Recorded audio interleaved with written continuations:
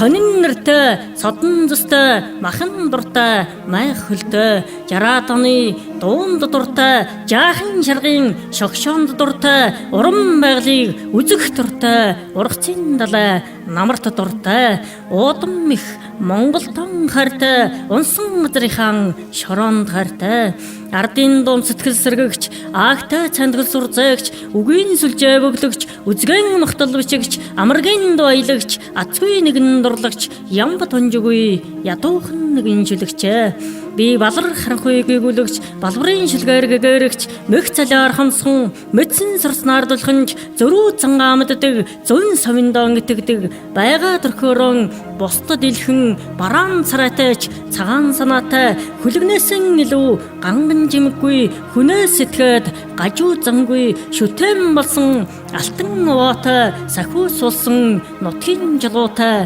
сүргийхэн нэргэд, шүлэг тэрэлсэн, шүлгэн зазалтай, өвгдийн сүлсээ. Би өнгө мөнгөөр хосолж, өр ширэн дөргөдөхгүй, бусдын үгийг дагаж, буруу бүхнийг дэмжихгүй, сайн үлийг мөхөөж, садан дөрлөөс онжирахгүй, олнон хурахгүй, олзон чанам мэхлэхгүй, нэр алдард шунахгүй, нүгэл үлдэн шимэхгүй, муу бүхнийг жигшигч, Монгол ёсон дээдлэгч, ухаан төмөргөн зургаалan, удам дамжуул судралсан, дэлгэр Монголын эзэн, дээлтэй урхтын удамаа.